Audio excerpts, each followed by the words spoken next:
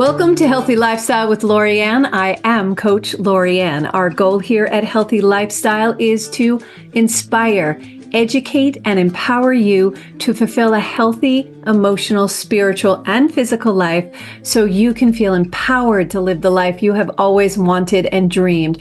We love to have you dip your toe in on different modalities and understand what's really going on out there, some of the things you will never have been exposed to before, and maybe today is one of those days. So welcome to the show. I hope you're having a great day. I'm excited about our guest today. And on Healthy Lifestyle, we're going to give you some verbal caffeine to light you up with possibilities. So today on our show, we have Dr. David Grand. He's an internationally recognized developer of a trauma healing psychotherapy called Brainspotting. He's the author of Brainspotting, the revolutionary new therapy for rapid and effective change. And this is your brain on sports. Dr. Grant has led humanitarian efforts post 9/11, Katrina and Sandy Hook elementary shooting. He's also a playwright and a documentarian.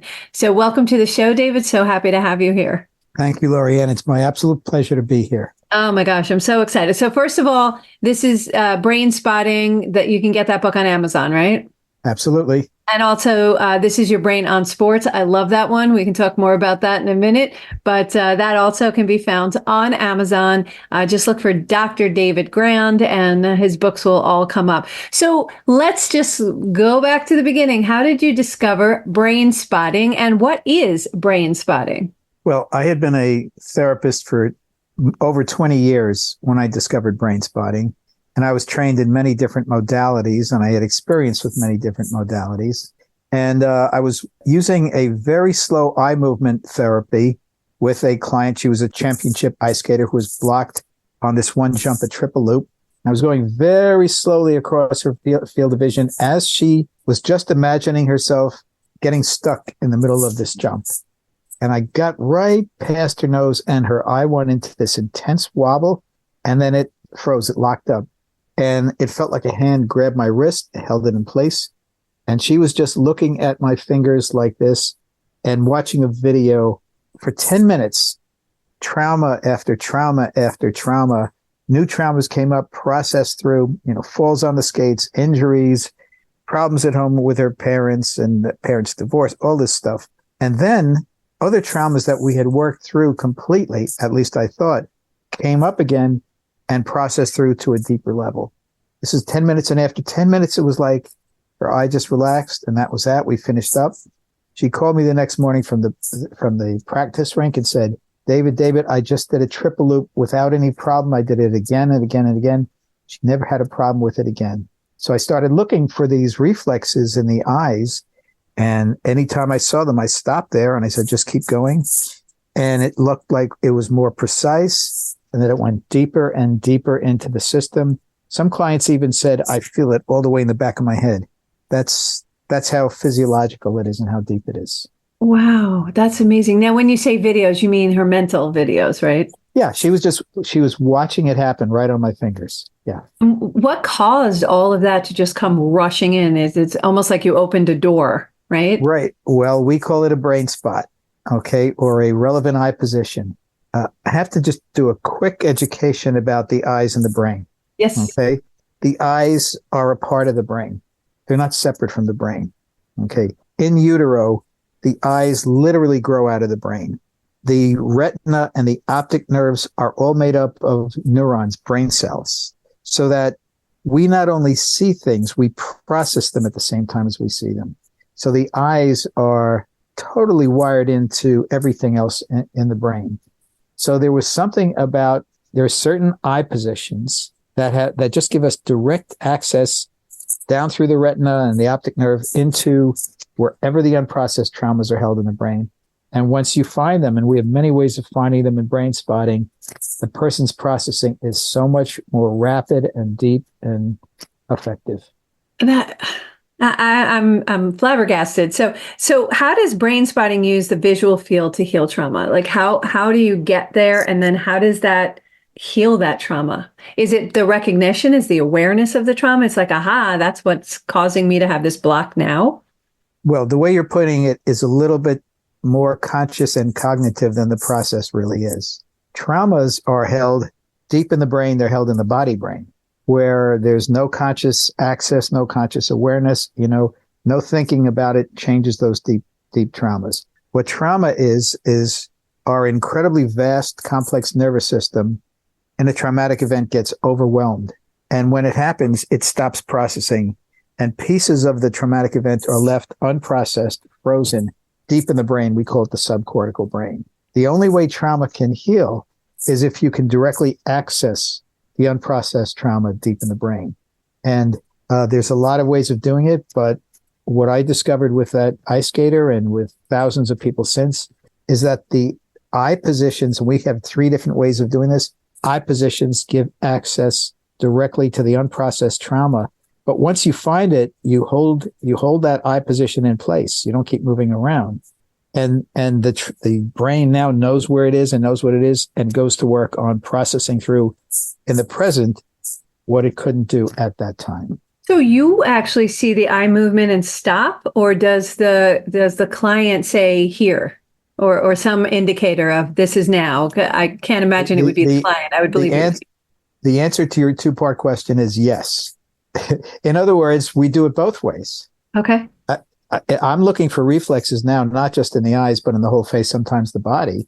Like if I get over here and a person's head snaps back, okay, or a person go over here and the person just does a deep cough, that's a cue to me that there's something there. Their reflexive system is cueing me in. But sometimes I'll go to a spot and a client will says, just stop there. I'm feeling it. I'm feeling my chest tighten up right at that spot. So sometimes the client will direct us. But there's a third way, and this anybody and everybody can observe. Client comes in, I ask them what they want to work on. They start talking about it, and their eyes just jump up to a spot, and they keep looking at that spot when they're talking about it. That's a cue that that eye position is helping them to access whatever they're talking about. Now, how does that differ from, I know when I'm thinking about things, I like tilt my head, I look up to the right. That's me like processing in my brain of, okay, how do I freeze this? How am I going to articulate this? How does that differ from what you're talking about? Or is it the same thing? It's exactly the same thing. Okay. Okay. But here's the thing. When you do it, you don't say, well, I'm going to look for the spot where I can get access to it. Oh, there it is. It's like you start thinking about it and you look up there, you tilt your head. That happens before you even realize it. That's our inner wisdom that just knows and guides us to do it. And if we're smart, we follow along. Yeah, I notice I do it because I do a lot of videos. So I was looking at the videos. I'm like, why do I do that? And it's every time I'm about to formulate a question, like I just did, I go into that mode. Which in some circles, I know when people look at people of whether or not they're telling the truth or lying or whatever, if you look a certain way or what have you, they associate that with the person not being truthful. And I find that interesting. Except for one thing. That presupposes that everybody has the same visual map for honesty or dishonesty, and each person's visual map is different. Yeah, I would think so. Yeah. So it's synonymous. We just may not be applying it appropriately.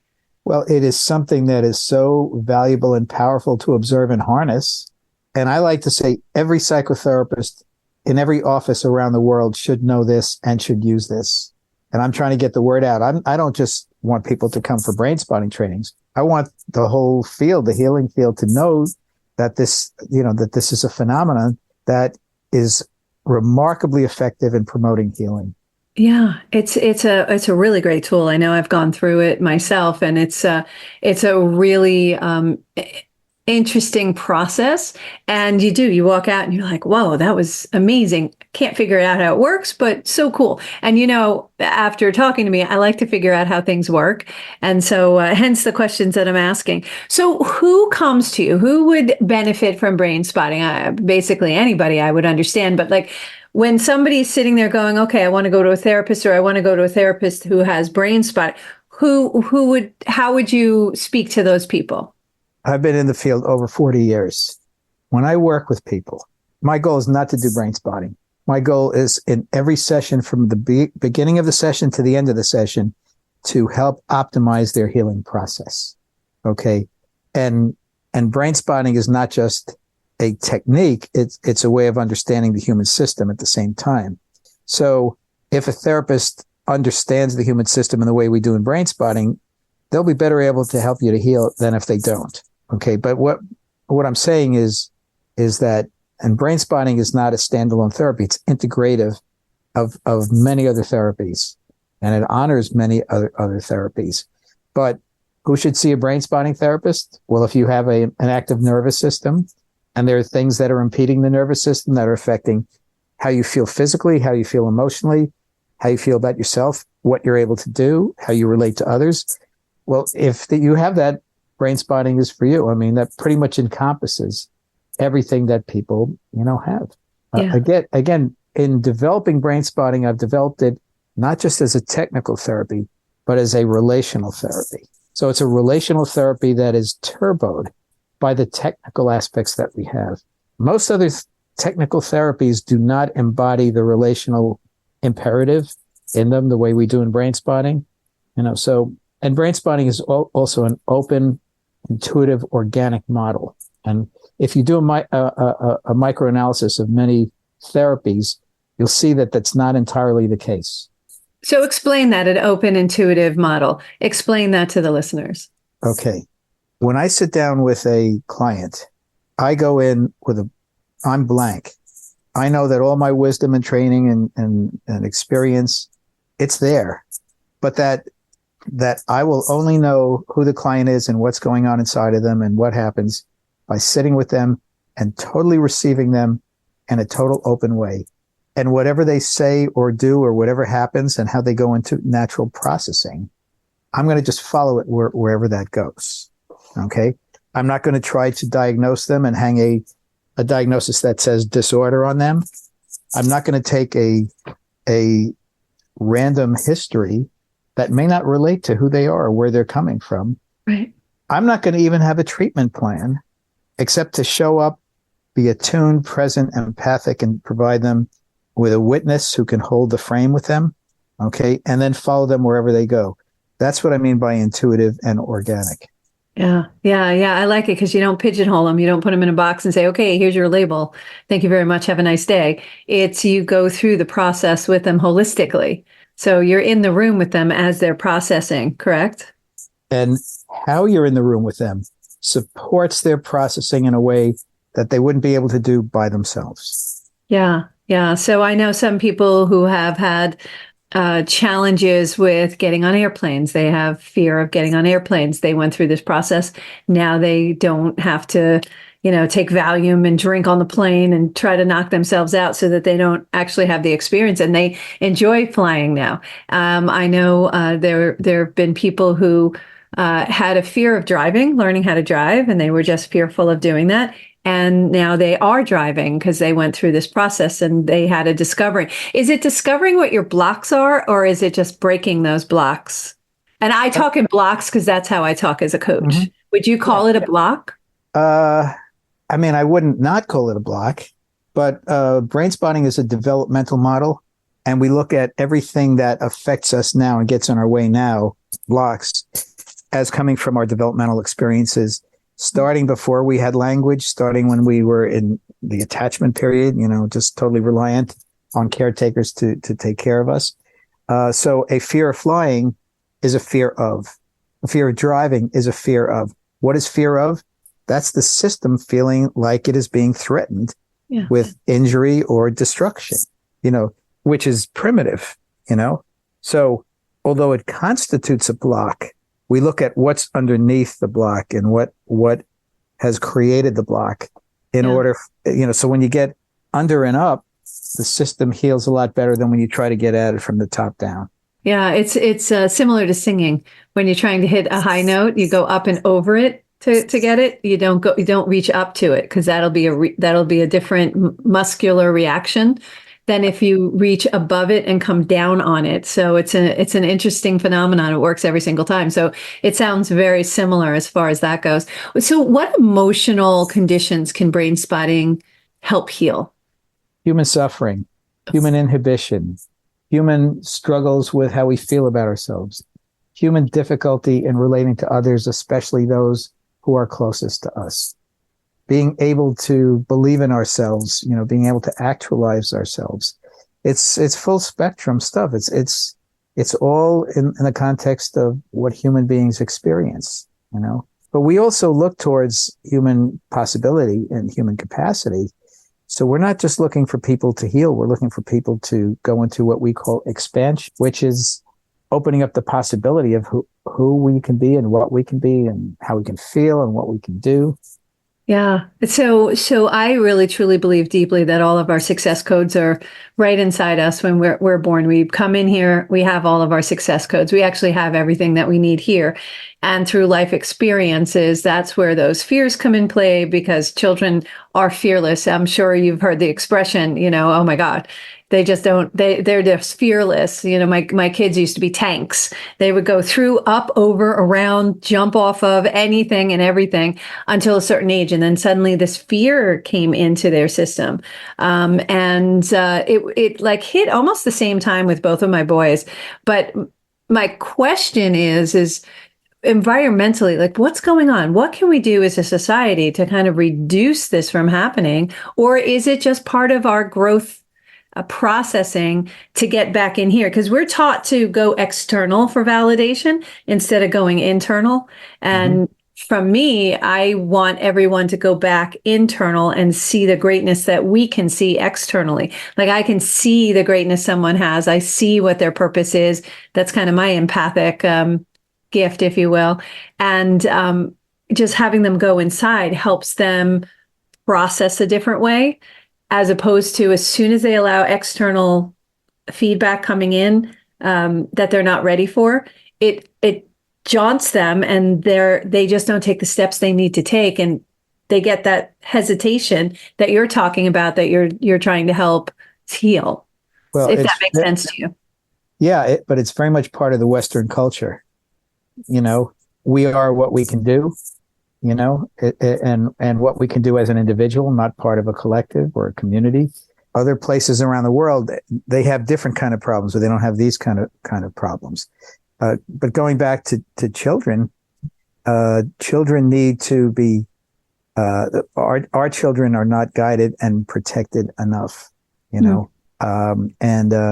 it's not, no matter what we say, it's not to a great extent what we do, and what needs to be nurtured the most in children, they're being able to tap into their essential selfhood, even from a 1-year-old point of view, and to me, it's very much related to their intuitive abilities and their creative process. We look at how education is done. It's done much more in terms of task completion, task repetition, as opposed to exploring. Yeah. Yeah, it's a box, it's a system, and it systematically tries to put everybody in that same box. We're taught to stand in a line, walk together, sit in the same seat, all those repetitive tasks. And it takes the uniqueness, the uniqueness out of it for the children. Now, when a kid is sitting in a classroom and they're going over rote stuff and they're having them go over dry facts to memorize them, and you see a kid who's looking outside of the window, okay? They don't have ADD, okay? They're not avoiding this thing. They're looking out into the world. Yeah. They're open and they're seeking and they're, intuiting and all of these things. But we misinterpret that as having a learning problem because they can't grind it out when their mind is exploring and expanding. Yeah. I love that creative element that you're in. And I know when I'm in my creative element, I need to stay in that juiciness. As soon as like something comes in and takes me out, I lose some of where I was going. And it was a really good journey. So you want to stay in that creative element. That's when I lose track of time. And it's like, oh my gosh, where'd the time go? That's when I'm definitely in my zone, in my creative zone. We're going to take a quick break. You're listening to Healthy Lifestyle on JVC Broadcasting. We're going to take a quick break and be right back with David Graham.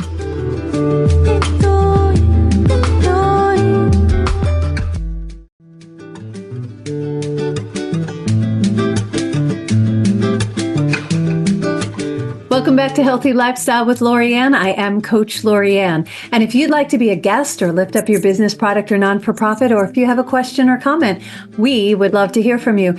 Email us at healthylifestylewithla@gmail.com. That's healthylifestylewithla@gmail.com.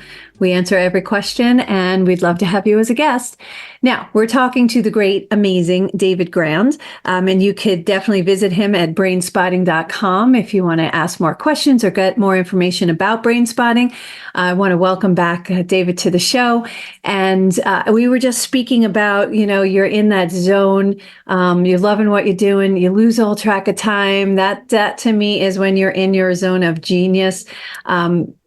How can we do that and keep our children in that zone of genius? And so we're not just modeling them to be these like little repetitious, everybody's the same, and keep our uniqueness in each one of our little people. Because I know between the ages of 2 and 12 is statistically where those blocks that we have as adults come into play. It's happening right in that age period, not because the people who are raising us or teaching us or anything like that, our surroundings, not because it's being done with malintention. It just happens, right? So how do we help our children and create a better environment, especially with Western culture? Well, I'll start off with a brain description of the phenomena that you're talking about, the zone, flow states. I call it expansion. We go deep into our brain, right where the brain goes into the upper spinal column. It's the brain stem, which goes up higher in the brain and down into the spine, is also called the autonomic nervous system.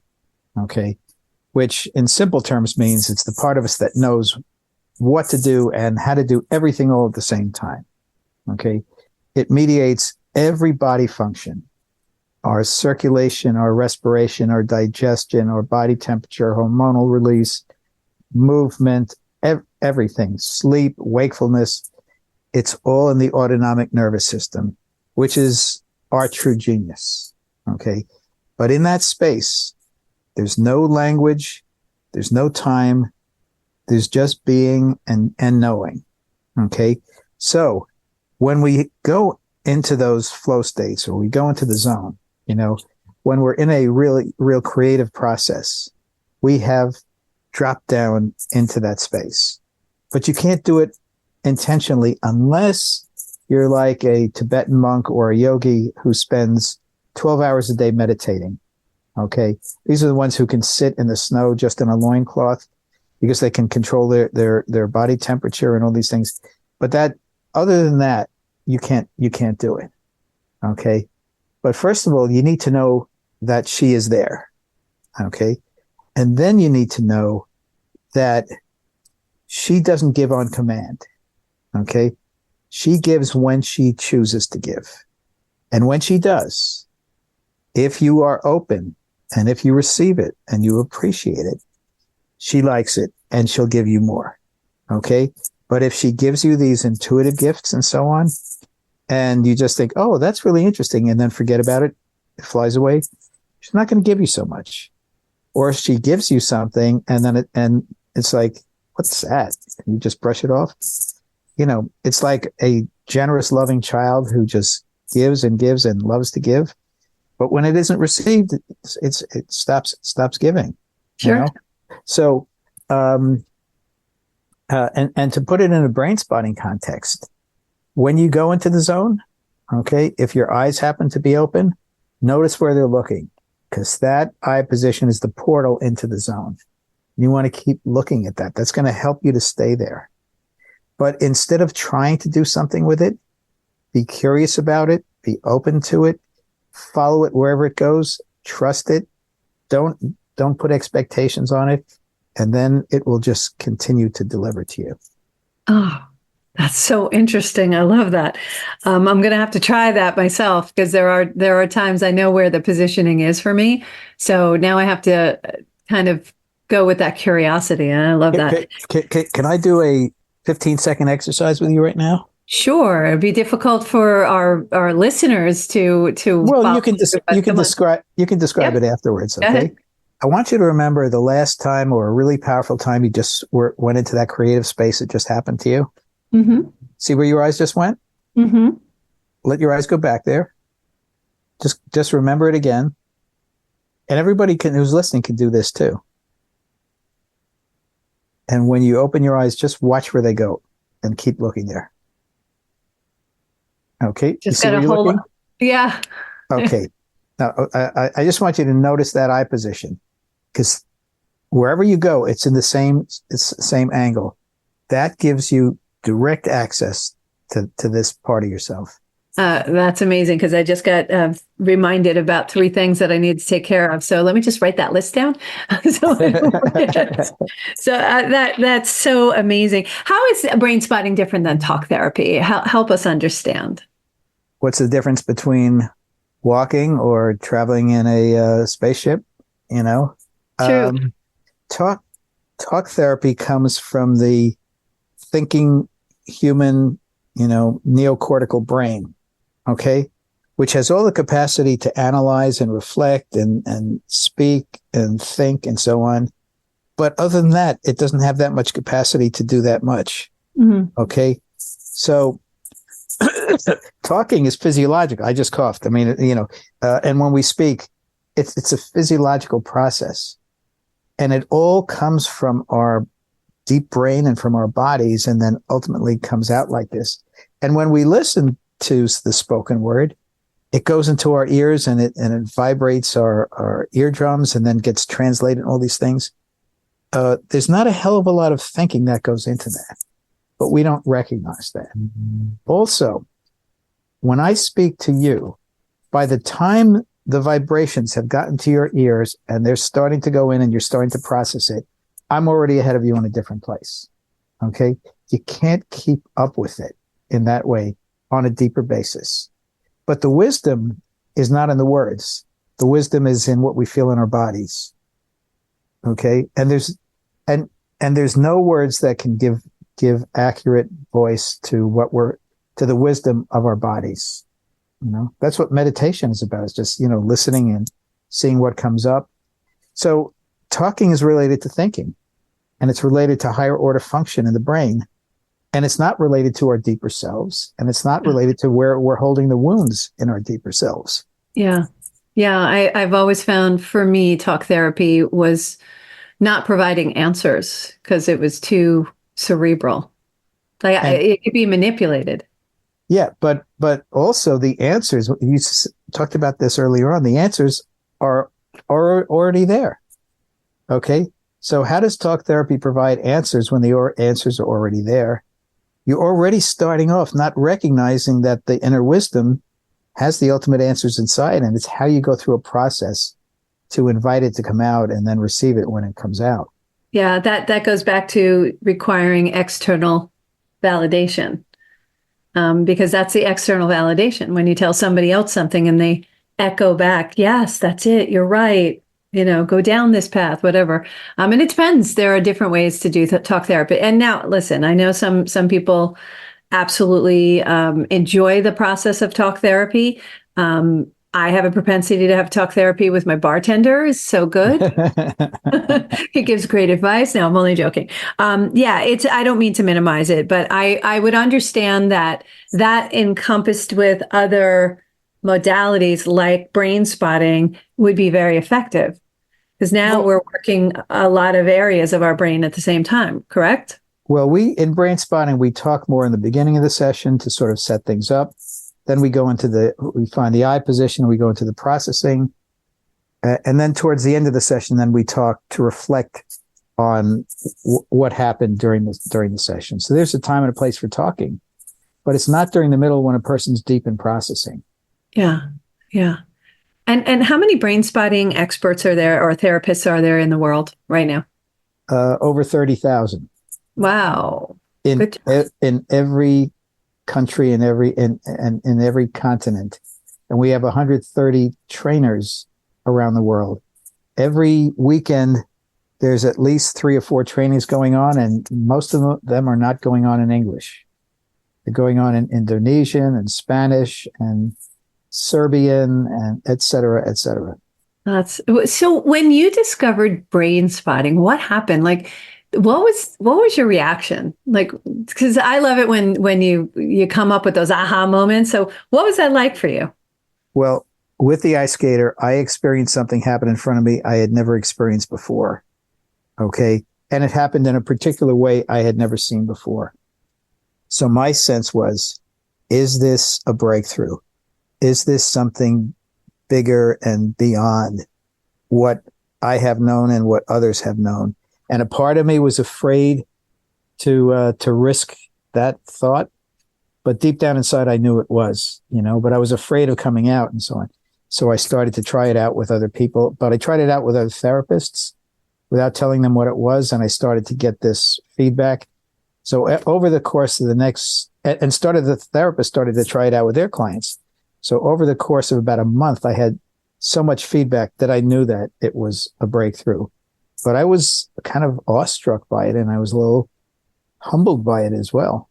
Yeah, it's such a gift. Interesting languaging. I'm going to come back to some of the language you just used. You said deep down inside. We were talking about all our success codes being inside. Deep down inside, you knew this was something.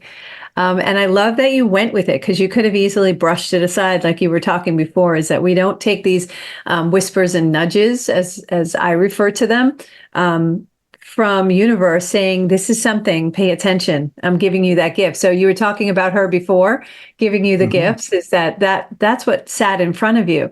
That must have just blown your socks off. And I would have been, I'm excited at the thought of that happening. Yeah. But the awestruck nature of it, instead of making me feel big and great, made me feel small and humble. Humble. Yeah. It's like, and why is this being delivered to me? And, how do I bring this out into the world? And, all of these kind of things. I want to tell you a fast story, because it goes along with this. When we'd find these eye positions, I would hold my finger in place. Okay. And you could do that for a minute, 3, maybe 5 minutes. But after 20 minutes, you're like, you're just in pain, and it's very hard to. And cramp. Yeah, exactly. So I was wondering what can I use to do this? Now, my father, who had passed on, was a teacher and a lecturer. And I was in my mother's house, and I was looking through his desk, just kind of looking through some drawers. And I saw a pointer, because he used to use the pointer when he would teach, and he'd teach with a blackboard and things like that. My dad too. Yeah. And I said, this is it. And I went into the office, and I used the pointer. I found the spot, and it was so much more easy and comfortable to hold it in place. Okay. And now every brain spotting therapist around the world, when they do brain spotting, use pointers. But there too, in terms of what gets delivered and how it gets delivered and the generational aspect to it, that was another real moment for me. Yeah, that's how it expands.